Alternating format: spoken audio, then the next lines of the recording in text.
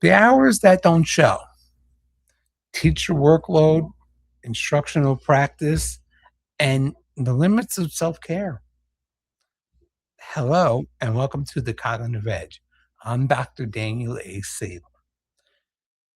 Today, I want to discuss something that's um, not understood by families, so to speak, but every teacher understands this. Um, and it's not really spoken of or looked at outside. Um, the hours that do not appear on a teacher's official schedule, that's what most people don't see. When most people picture a teacher's workday, they imagine classroom instruction. They see the teacher standing in front of students, explaining a lesson, answering questions, managing the classroom, and helping students learn. That is certainly part of the job, but not the whole job. Teaching continues after the student leaves. Um, it follows educators home in the form of lesson plans and assignments, email, reports, assessment, differentiated material, administrative paperwork, and really, teachers care. They do care. They care about struggling students that are in their class. They care about their students from the past. Teachers put their heart and their soul in this job. And these are the invisible hours of education. Teachers routinely work beyond their contracted schedule. Research from the Organization for Economic Cooperation and Development shows that classroom instruction, it accounts for only part of the teacher's total working time. The rest is really consumed by planning, grading, administration, communication, professional development, and the other that's always on the job description. And that's the cleaning and summer stuff. And the problem is simply not teachers are busy. Most professionals expect to be busy, I believe. The deeper problem is that many of the most time consuming responsibilities placed on teachers do not necessarily improve student learning. Um, Teachers are working longer, but that does not always mean they are being allowed to work better. Let's think about lesson plans for a sec. Strong planning is essential. A teacher must understand what a student needs to learn, anticipate misconceptions, select appropriate examples, and decide how they will determine whether students understand the material. However, thoughtful preparation is not the same as producing elaborate lesson plan documents for compliance purposes. And half the time, the principal administrators won't take them. A teacher really can spend hours creating a beautifully formatted lesson plan that satisfies an administrator without improving the lesson itself. Um, so when documentation becomes more important than instructional thinking, planning stops being a professional tool and becomes a performance of compliance. That's a mouthful, huh? Um, there's also an enormous amount of duplicated effort within education. Teachers frequently create lessons and worksheets and presentations and assessments from scratch, even though there may be another educator who's created the same exact materials the previous year. Schools sometimes describe this as professional autonomy. Teachers should certainly have the authority to adapt instruction to their students. However, autonomy should not mean requiring every teacher to reinvent the curriculum independently. That's just ludicrous, and that does happen. Um, Shared high quality instructional materials really can reduce the workload while strengthening instruction.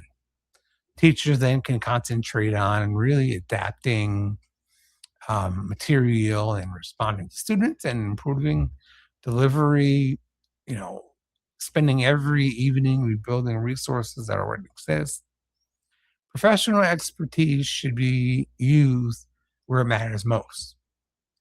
In this really in the decisions teachers make for the students sitting in front of them. Grading presents another major workload problem. Teachers spend countless hours marking assignments and writing comments. Schools often treat visible markings on students' work as evidence that a teacher is working hard. I have to laugh it out. But visible effort is not always effective feedback. Um, there was research conducted some time ago by the Ruth Butler Foundation, and they found that students who received comments without grades improved more than students who received grades alone. And even more surprisingly, students who received both comments and grades performed no better than students who received only grades. Once students saw the physical grade, many stopped paying attention to the written feedback. Um, and we have to really start thinking about the implications of this. A teacher is going to spend an entire evening writing thoughtful comments that students don't read. Um, you know, because the grades already captured their attention. Um, this does not mean that feedback is unimportant. It means feedback must give students something useful to do next. And that most effective feedback, it really is going to identify a problem. It's going to provide direction and require the students to respond. If a teacher spends 20 minutes writing feedback that a student reads for 20 seconds and then ignores, the workload to learning ratio is upside down. Sorry to tell you. Um, Schools should allow teachers to use more efficient forms of assessment, whole class feedback that can address patterns of misunderstanding across a group, um, exit tickets that can reveal what students understood before they leave the classroom, mini whiteboard conferences, peer review, self assessment, and carefully selected samples of student work can provide useful information without really requiring teachers to write detailed comments on every assignment.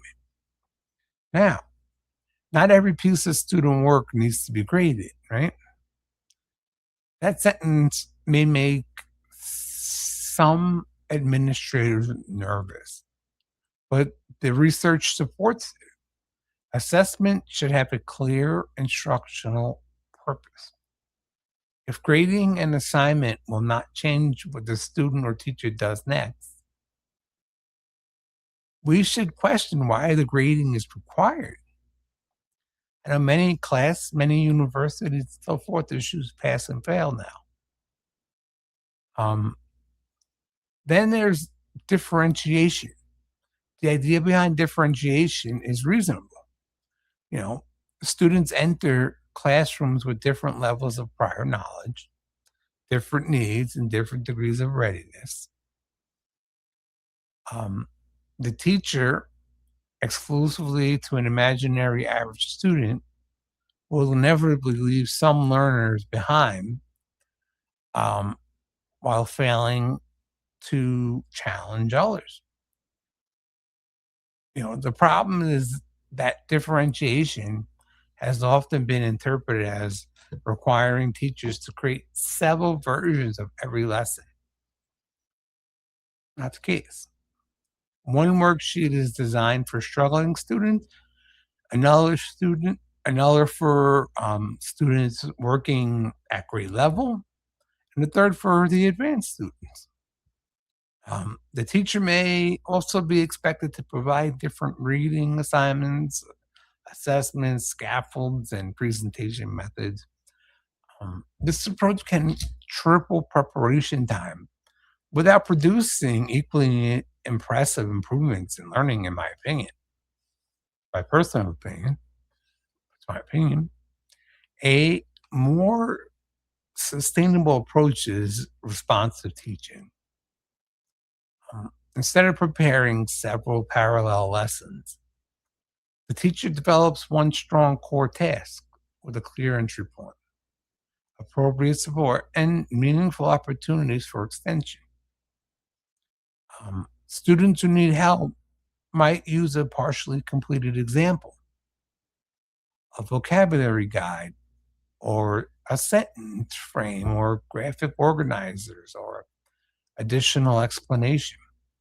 Students who are ready for greater complexity can move into extension questions or independent applications. Um, Really, the teacher prepares one coherent learning experience and adjusts supports really as needed. Um, Responsive teaching requires expertise. Teachers need strong subject knowledge. They need a range of explanations and the confidence to change direction when students do not understand. However, it places professional judgment inside the lesson rather than multiplying, preparing outside it. This is why really high quality professional development is also a workload intervention. The more teachers understand their subjects and the more ways that they learn them, the more efficient they can plan, adapt, and respond. You know, we also need to touch base here a little bit about AI. Generative AI is frequently promoted really as the solution to teacher workload, can help draft lesson sequences, produce practice questions, rewrite passages at different reading levels, create initial versions of rubrics, and prepare routine communication. Used responsibly, these tools that can save time. However, AI does not eliminate the need for professional judgment. Um, Language models can produce inaccurate information, poorly sequenced instruction, inappropriate examples, and continued um, uh, nonsense wearing a very respectable necktie. Teachers must review everything before placing it in front of students. AI can also create a dangerous illusion of efficiency. If schools introduce AI tools while maintaining every existing documentation, grading, and data collection requirement, teachers may simply produce more elaborate materials in the same number of hours. Technology saves time only when the process surrounding the technology changes. Automating feedback also creates a difficult trade off. Reading students' work allows teachers to see how students are thinking. I know that the teachers, they enjoy their students' work. Um, if a machine handles the entire grading process, teachers may lose the diagnostic information that takes many years to gain. You don't just gain it right out of college, some of the stuff. AI should support triage patterns, suggest starting points, and reduce repetitive drafting. You know, Students really need to learn how to work with it and be responsible. Now, the big picture on the table: teachers' mental health. So, we're asking teachers to practice mindfulness, to develop resiliency, exercise, find a better work life balance. Um, some of this advice is useful. Research really suggests that psychological detachment and the ability to stop thinking during non-work um, helps reduce stress. Teachers need time during which they're not grading, planning, answering emails, or mentally replaying the school day. It may require firm boundaries, setting a time when work stops, protecting part of the weekend, turning off email notifications and placing school materials out of sight. But we must be honest about the limits of self care. Burnout is not simply the result of poor personal habits. It develops when sustained job demands exceed the resources available to manage them. That was a mouthful. A yoga session can repair an unreasonable grading policy. A mindfulness workshop can create shared planning time. A wellness newsletter cannot compensate for excessive paperwork, constant data collection, staff shortages, or an administrative culture that expect teachers to be permanently available.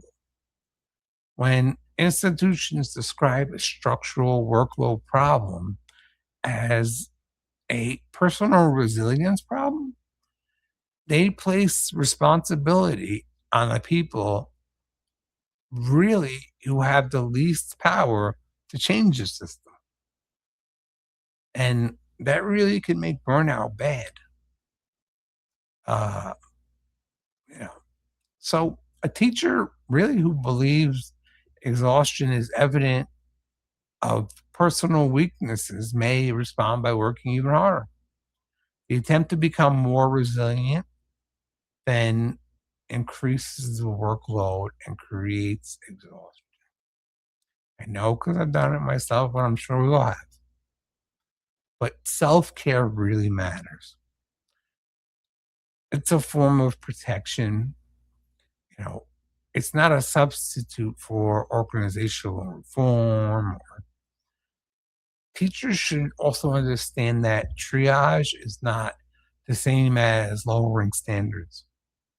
Planning and grading have no natural stopping point. Teachers can always add another example, revise another slide, write another comment, or really answer another email. Without a clear definition of what is sufficient, conscientious educators will continue working until exhaustion makes the decision for them. Um, Teachers must really ask themselves a practical question. If I complete this last task at half the depth, will students actually lose? For much routine documentation, excessive marking, and repeated preparation, the honest answer may be very little. And, schools also have responsibilities. They can provide shared high quality curriculum materials. They can protect collaborative planning time. They can eliminate data collection that nobody uses. They can really rewrite grading policies around evidence rather than tradition. They can define differentiation as responsive teaching rather than the production of parallel worksheets. They can give teacher permission not to mark every assignment. Most importantly, school leaders must understand that what they inspect determines what teachers prioritize. And if an administrator really treat elaborate written lesson plans and heavily marked student work as the primary evidence of quality, teachers will continue to produce them, even when those practices consume evenings without improving learning. Um, the teacher workload is not an unfortunate weather system that schools must simply endure. It's shaped by decisions about schedules, policy, documentation, curriculum assessment, staffing, and professional trust. The encouraging news is that the sustainable choice is often also the better instructional choice. So, shared curriculum is better than isolated reinvention. Responsive teaching is better than producing several disconnected worksheets. Selective, actionable feedback is better than marking everything. Collaborative planning is better than asking every teacher to solve the same problems alone. We're trying to reduce unnecessary workload. That does not mean caring less about students. We have to kind of work that within those limits. It means really directing teachers' limited time towards the work that helps students really the most. Um, Teachers cannot provide consistently thoughtful, patient, and responsive instruction when they are permanently exhausted. Their well being is not an optional benefit sitting beside educational quality. It's one of the conditions that makes educational quality possible. The hours that do not show are still real. They affect teachers' health, their families, their instructional decisions, and eventually their willingness to remain in the profession. Boundaries, recovery, and responsible uses of technology can really help individual educators. But teachers did not design this problem, and they cannot solve it alone. You know, if we want better teaching,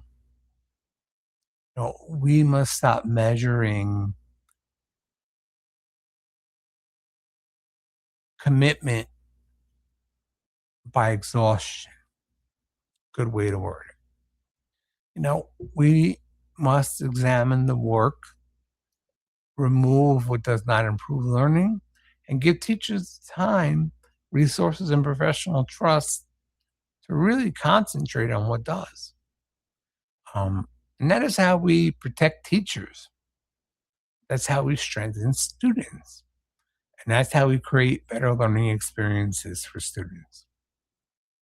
I'm Dr. Daniel A. Sable, and this is another episode of The Cognitive Edge, where education, technology, and the future of learning come together. Thank you for watching, and I will see you the next time.